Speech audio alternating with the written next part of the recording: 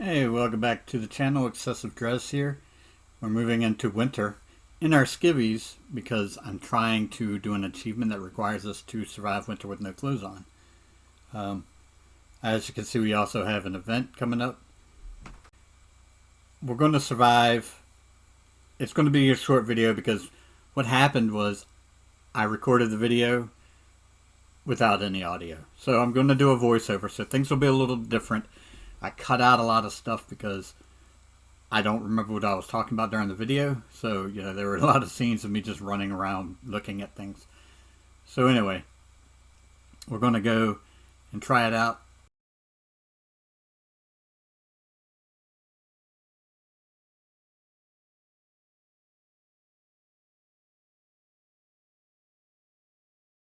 As you can see, I'm not even suffering too bad from the cold without any heat source.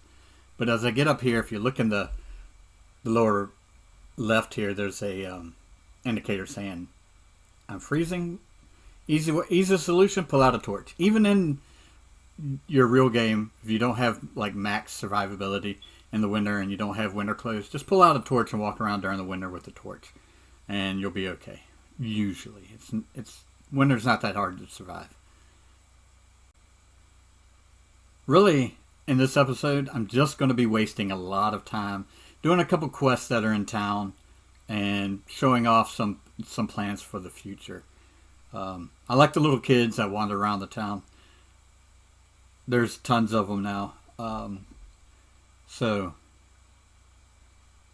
I think in this area right here is where I'm going to build another blacksmith and another sewing hut, because I'm realizing that if I'm just making like the raw materials needed for like production, I can't actually produce anything. So I'm going to have one that does like just converts all the raw materials into usable goods, i.e. like straw, I meant flax into linen, and wool into wool cloth and stuff like that, and the iron bars, and then the other one will just be making items. So. And over here, I was thinking about adding another kitchen because I'm making more food items than I can spend. And I can't. It's a similar situation. Like there's so much stuff to make that you can't make it in one, even if you have max people. So that's the plan. I'm gonna like increase the production. Now I don't plan on doing it like every in spring it'll be done. I'm going to try to stretch it out, maybe one area a year or so. I think that'll be a good plan. So I might need another excavation hut, and actually what I'm going to do with that is probably put it over where the mine is and just have another miner house over there. So, and in the market, I'm going to add 2 more market stalls as well. So it's going to grow, beyond my initial design plan. Really I only planned 5, but I did leave myself enough room to add some more. So I can put one in each corner here. I can put one there, and one on the opposite corner. So that's the plan for this area. I'm going to probably do that this season, actually. I'm going to probably at least add one more because I think I got a person back, one of the merchants, and one of my wife's quests gave me a merchant, so I'm actually up an extra merchant. So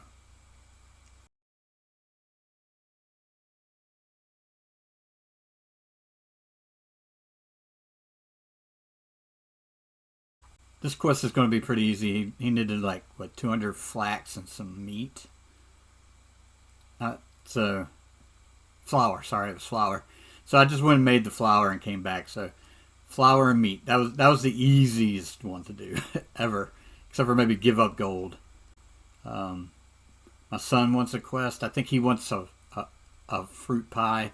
He wants a poppy seed pie, which I wouldn't call that a fruit pie, but I go ahead and get to making him one of those to complete the quest. Like all the quests in town this season were really, really easy. And I didn't even actually have to leave the settlement at all this winter to complete any of the tasks, which is nice because I didn't want to have to do a lot of traveling while not wearing any clothes. So now, what I want to point out though is, of all the quests in the village to do, probably your son's quest and your wife's quest are probably the most important.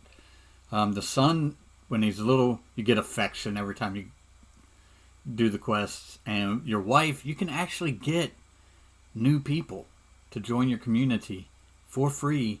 And they're pretty good. They usually start off as a 6 in whatever specific area they focus on. So of all the quests to do during the seasons, if you're on short seasons or something, make sure you do at least those two. That is my suggestion on quests. The other side quests, they just give you reputation, some gold and stuff like that. I mean, it's nice, but it's not the be all end all. The two main quests are like your child and your wife.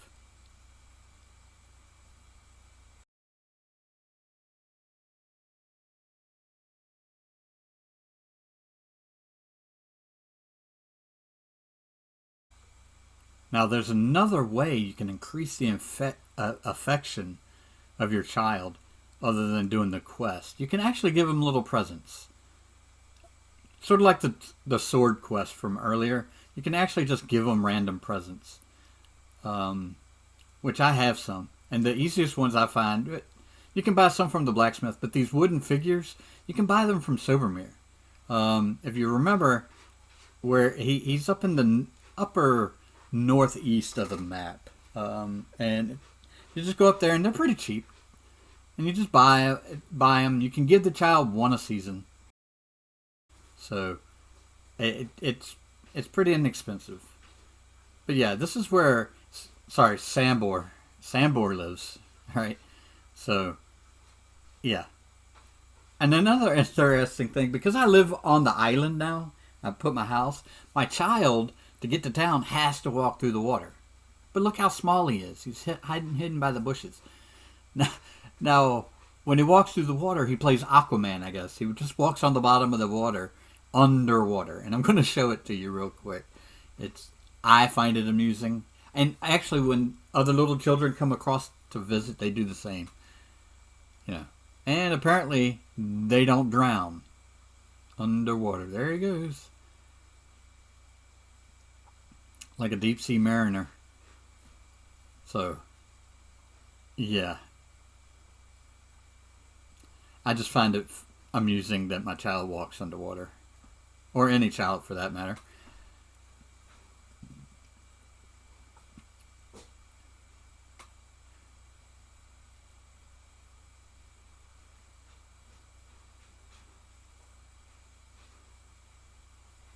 Alright, here's another quest. She wants a recurve bow. I have plenty in the inventory because I make them, because I know they need them for quests. So I went to the bar and grabbed it and gave it back to her. It's really, really fast and simple. Those quests are super easy.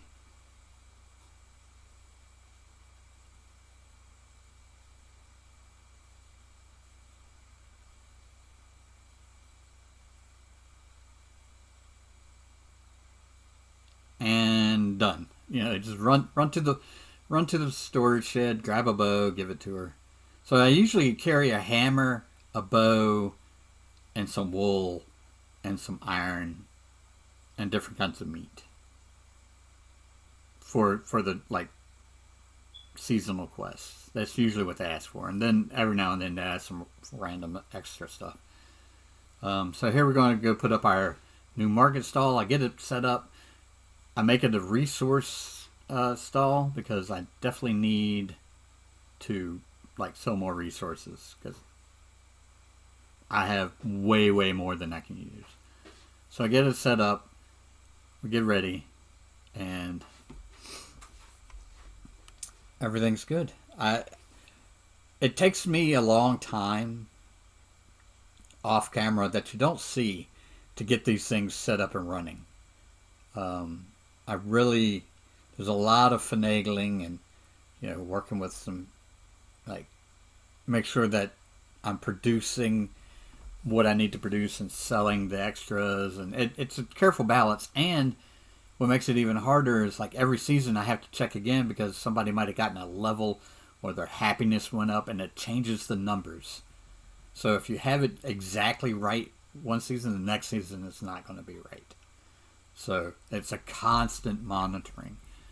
So keep that in mind. I mean, it looks fast, but it takes me a couple hours to, like, every year, like in spring, I have to refix everything and then tweak it throughout the season.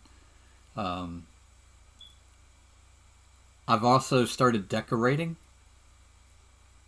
So I really wish you could put things better on objects, like that straw hat right there.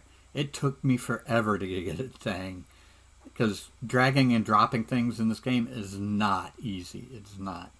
So that's why there's only one hat. And clothes won't even do it. Because that's what a hood looks like. You can't hang your hood up there. So, yeah. I really wish they would, like, give you options of, different decoration looks. Now, I do know that in the next update, they're going to give us some more wall hangings and some, like, storage containers that you can put out, like the barrels and the sacks and stuff, to flesh it out a little bit more. But it's really hard to place things. Like this clay bottle took me forever, too, because if you stand up and drop, it'll freaking drop from a really high height and fall over. I had to crouch. Much like there's a mug in here that I put, I had to crouch down and, like, finagle it in there. I'll probably add some more stuff in there as well, but they definitely did not make moving objects in this game easy at all. Not at all. And now the boots were pretty easy to put down. I just dropped them on the floor. Yeah, they look okay. But other clothing items, bags and stuff, they're just flat looking. Now, in this, I'm showing you how to spend a bunch of money in a short amount of time. Look at the money. Look at how much I'm spending. Just buying all the schemes. I even run out of money at the end. Holy cow. I ended up broke at the end of it, and still had 2 schemes to buy. I had to buy like 2,000. It was the saddlebag and the large saddlebag, which are like 2,000 a piece. Anyway, that's it for this episode. Sorry it's going to be a little wonky. Like I said, I had a snafu. Now, in the next episode, I did get a comment from a viewer, and they wanted me to change the taxes to 1,000%, which I said I'd do. So we're gonna try that, 1,000% taxes in the next season. And my plan is not to do a season at a time anymore. Maybe do a year with a recap in winter.